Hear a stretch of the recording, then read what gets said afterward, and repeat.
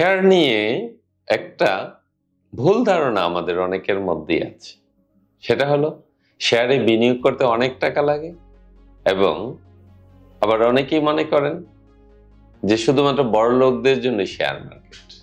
হ্যাঁ, যদি বাজার হিসাবে চিন্তা করেন সেটা যদি কিছুটা সত্যি হতে পারে, বিনিয়োগ হিসাবে আমি বলি পান দোকানদার থেকে প্রাইম মিনিস্টার শেয়ারে বিনিয়োগ সবারই দরকার।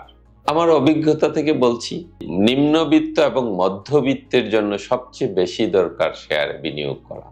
কারণ নিম্নবিত্ত এবং মধ্যবিত্ত আমরা যারা আছি এর মধ্যে আমাদের সেকেন্ড লাইন অফ ইনকাম থাকে না, আমাদের ব্যাকআপ মানি থাকে না। কিন্তু জীবনে চলতে গেলে কিছুদিন পর পর একটা বড় খরচ আসেই, আর সেই জায়গাটা তখন ধার কর্জ করে আমরা চলি। এটা যখন মিটে যায় কোনোভাবে, আবার তখন আরেকটা খরচ এসে হাজির হয়। কাজেই সেই খরচগুলো আমরা মিটাবো কিভাবে, সেটার জন্যই দরকার ব্যাকআপ মানি বা প্যাসিভ ইনকাম।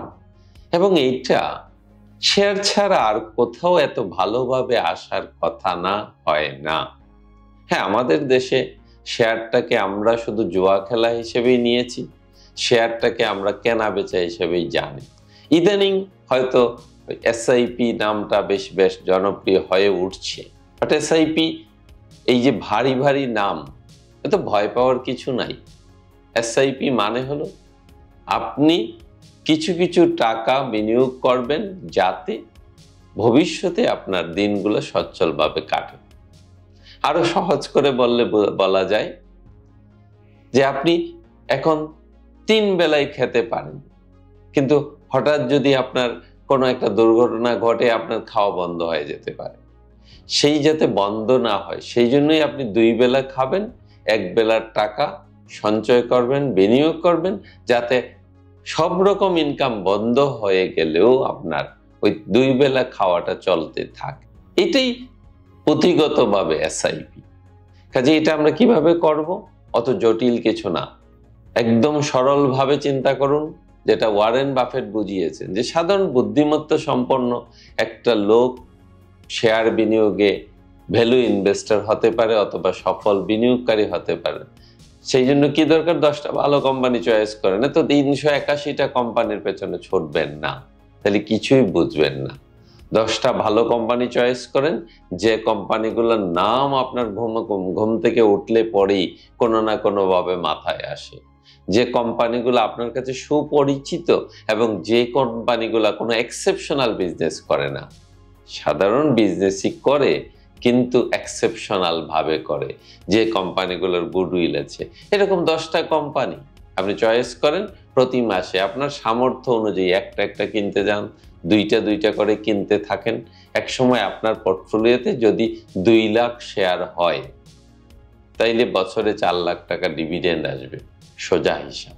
এখন আপনি আপনার ইনকাম লেভেল কি সেই অনুসারে আপনার এই লিমিটটা সেট করেন যে আমি বছরে কত টাকার ডিভিডেন্ড চাই, আর সেই অনুসারে সংখ্যাটা বাড়িয়ে যান। শেয়ার সংখ্যা যারা মোটামুটি এভারেজে 15 থেকে 20%, 25% ডিভিডেন্ড দেয়, এরকম অনেক কোম্পানি আছে আমাদের এই শেয়ার মার্কেটে। শুধুমাত্র ডিভিডেন্ডের চিন্তায় আমরা শেয়ার কিনবো, এই একটা পোর্টফোলিও থাকবে আমার এসআইপি হিসেবে, অথবা এই একটা পোর্টফোলিও থাকবে আমার ব্যাকআপ মানি হিসেবে।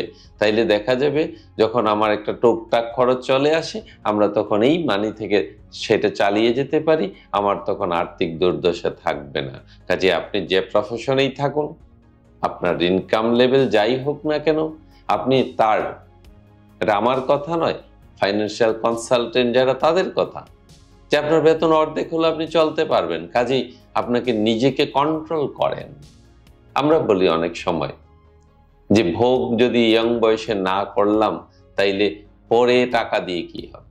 আসলে টাকা একটা শক্তি, জগতে চলতে গেলে এটার দরকার, এবং শেষ বয়সে বেশি দরকার।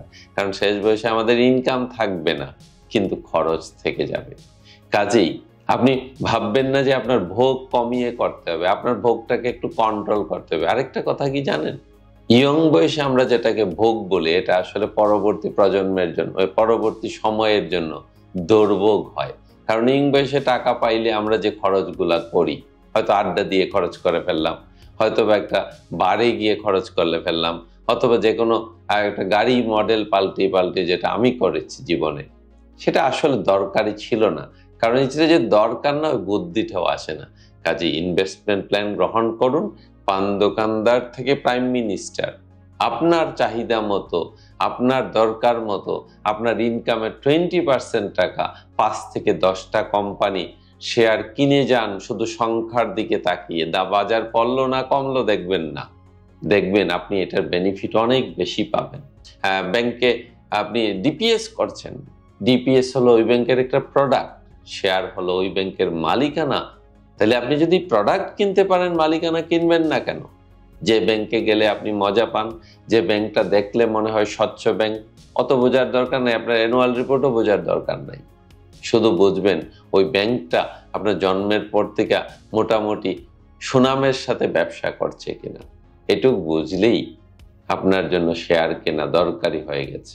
এবং বলতে পারেন ওভার প্রাইসে কিনবো কিনা, কিনলে কি হবে? হ্যাঁ, ওভার প্রাইস থাকে, কিন্তু যারা রেগুলার বিনিয়োগকারী তাদের ওভার প্রাইসের বোঝার দরকারও নাই আমি মনে করি। কেন? কারণ 12 মাসের মধ্যে 2 মাস থাকে ওভার প্রাইস, 10 মাসে থাকে কম।